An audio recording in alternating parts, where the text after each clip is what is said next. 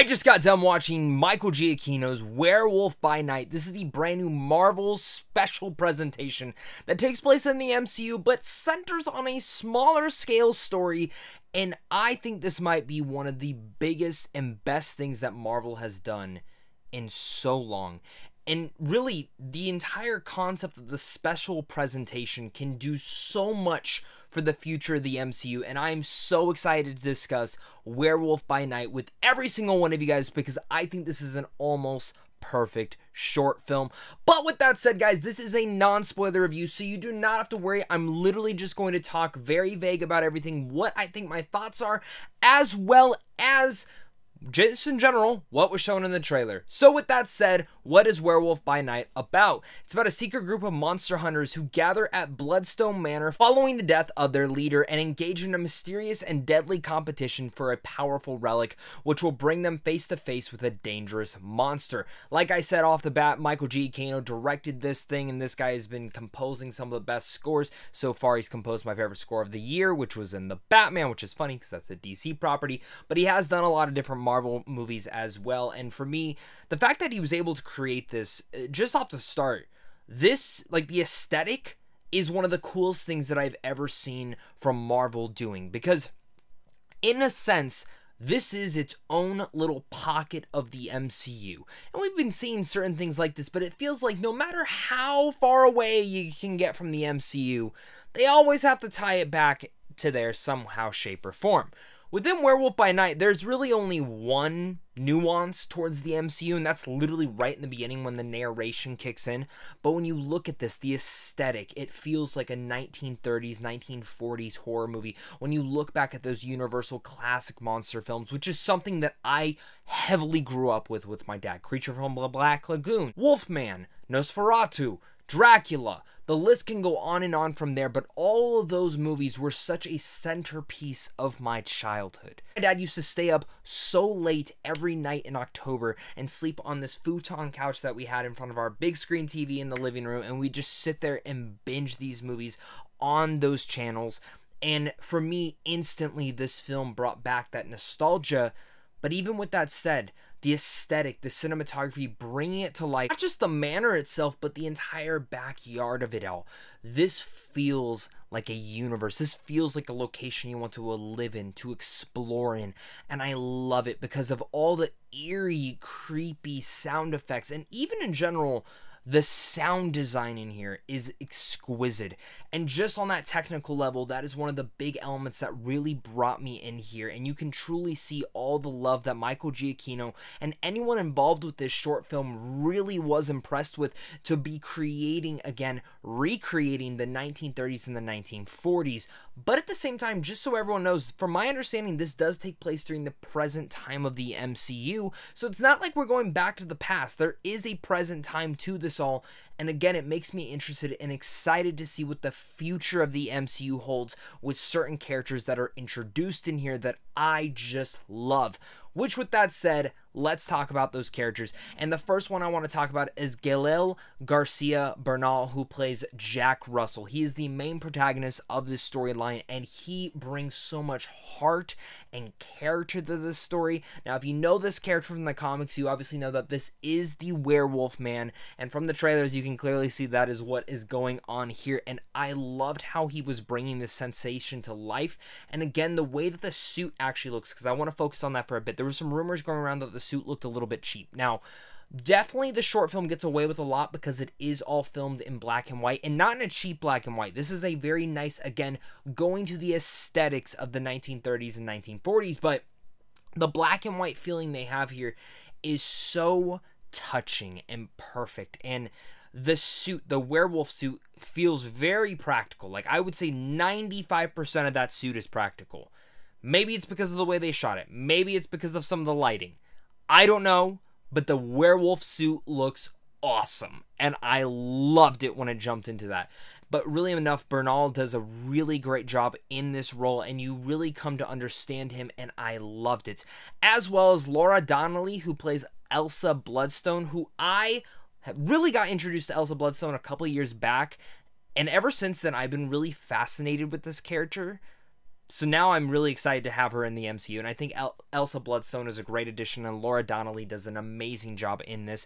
And there's one other character I want to talk about, because everyone else in here is kind of just throwaway. They're just cannon fodder to just die. But the one character that you see a little bit of a glimpse of in the trailer is Man-Thing. Now, Man-Thing is a character that I've always been obsessed with. And just as a side note, when it comes down to Marvel, my favorite thing growing up from Marvel, yeah, I love Spider-Man. He's my favorite superhero of all time. Yes, I love the Hulk, and yes, I love the Wolverine.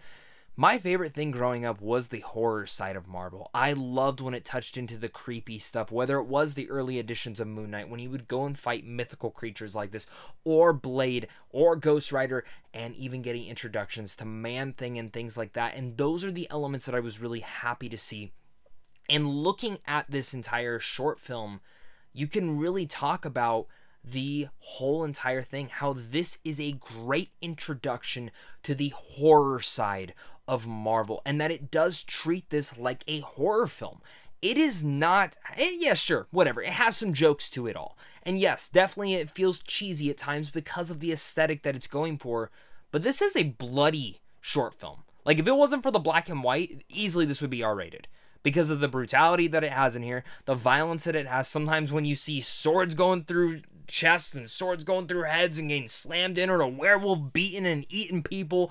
And let's dive back over to Man-Thing, which I talked about briefly, but I want to center on this thing. This is like one of the characters that I didn't know I needed more of in the MCU. I didn't know how you could do in the MCU, but it was done in such a fascinating and amazing way. The way that it's practical and CGI and mixed, it fits so well into this short that I freaking loved it. And again, just as a big fan of the Marvel horror side, to see it coming to life in here just gets me so excited.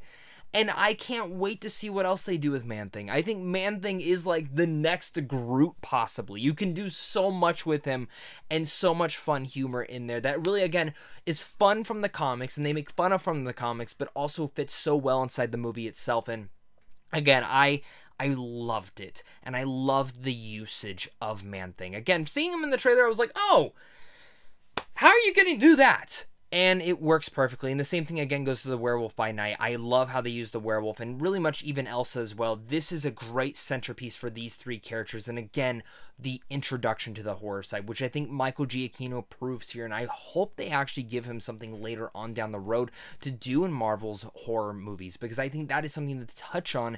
And again, like I mentioned at the top of this review, the special presentations that Marvel's starting with this, and then later this year, I think we're getting Guardians of the Galaxy, the holiday special. I think they're including that in the special presentations.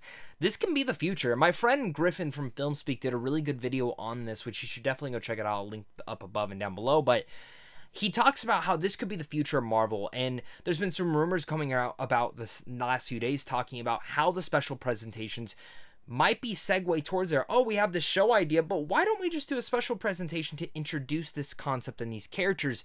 And that's something that they do here with Werewolf by Night, because it introduces quite a few new characters, as well as a new area and piece of the MCU. Instead of just doing a full blown out movie, they do something with, say, how Doctor Strange introduced the mythical, magical side of the Marvel Cinematic Universe. Guardians of the Galaxy introduced the whole space side of the universe.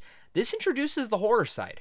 We've seen elements of this, sure, in like Moon Knight, but nothing effectively until now, where I could definitively say, yes, this is a horror movie. And I love it. The fact that this is how they could use special presentations to touch on characters that maybe later down the road they're going to use a little bit more of. Or maybe this is just their way of touching on certain elements and introducing new things to the MCU, where it's like, okay, this is a little bit weird. We couldn't do this in a full show, nor could we do this in a full movie, even though I disagree with that for this in particular.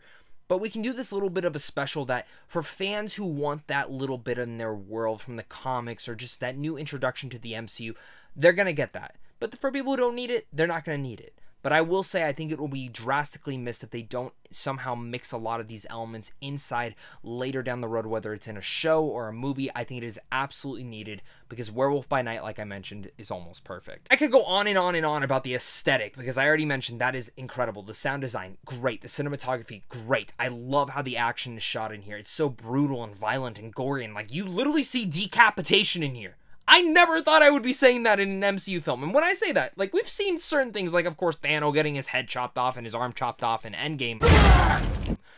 but they show a lot more blood in here, and I was like, whoa, that's something else. Even with that said, I would still say, and this is for the families out there, that kids could still watch this. It's not too creepy to the point where kids will get nightmares, and it's also not too gory to where kids will be like, oh, the parents have to hide their eyes. It's just enough. It's like to that point where, like, if you were a kid growing up maybe 20 years ago and maybe your family was like, hey, you got to watch this old school horror film, this is kind of the bit that you would see. And I am just so totally impressed with this and absolutely in love with this. I literally stopped like watching this at sometimes and like rewinded it to see certain things. And I'm so excited that after I'm done recording this, I'm going to go watch it one more time because I'm so excited to watch it again. In fact, I texted my fiance after I was done watching it and said, we're watching it this week and we're planning on a Halloween night because, God, I'm in love with this, and they really brought to life the Marvel horror side. With that said, like I mentioned, it is almost perfect, and while I loved almost every single element of this, there's one issue I have with the whole entire short thing, and this is where I come down to be these short presentations I feel like should be 90 minutes. This short's about 53 minutes overall and 3 to 5 minutes of credits, and while the overall thing does establish the concept, leads right into it, and gives us exactly what we want in a nice introduction to this world, I wish there was a little bit more. I think you could have fit 30 more minutes into this to give a little bit more development to certain characters, maybe a little bit more background context, maybe even explore and pace the action out a bit more, because it just flies right into it, which might be great for some people, but for me, I wanted to cherish and really much bring in every single moment of this short personally for me, and I just wanted more of it. I didn't want it to end, and maybe that's the whole point of, you know, it's better to end on a high note than a bad note. But for me, where it ended at, I was like, now I just want more. And I kind of do wish they gave us a little bit more throughout this short. And I do think there was enough material in here to make it longer than just 50 minutes. There's enough to explore, enough to bring about, and enough aesthetic there to make this an interesting half an hour short film. And that's personally what I wish they would have actually done here. Because there's no way in hell you put this in theaters and it does good, like whatsoever. I wish it would, but I don't ever see like them ever putting something like this, a black and white horror movie, out there and it making tons and tons of money. But this is a great way for you to use Disney Plus, is to use these special presentations and to tell little stories like this. So I do hope in the future they actually do readjust and look at the runtime and maybe understand that they don't have to just rush through it. They can give us a 90-minute thing and we will be happy, as long as that's what the story pertains to be. Just, I have to say a big thank you to Michael Giacchino for transporting me back to my childhood where I watched 30s and 40s horror films with my dad. Werewolf by Night is an incredible introduction to the horror side of Marvel. It's bloody, it's creepy, and the amazing sound design really brings this all to life with the great aesthetic and cinematography. And plus, Man-Thing is my new favorite thing. I need more of him, I need more of the werewolf, and I need more of Elsa Bloodstone. This is such a great introduction. I cannot keep emphasizing that enough. This is the way for the Marvel. I want more special presentations. I want more horror in the Marvel universe. I love horror, but I love these characters, and I'm like literally right after this ended, I'm like, next year you could do Ghost Rider in a Marvel horror special presentation and I would fucking lose my shit. So fingers crossed that happens. But other than that, with that said, I'm gonna give Werewolf by Night an A. Really wish this was longer because I did not want it to end. But other than that, guys, thank you so much again for watching this. You guys are really all the best. Make sure to hit that like and subscribe button, comment down below your guys' thoughts, and of course, until next time, stay classy.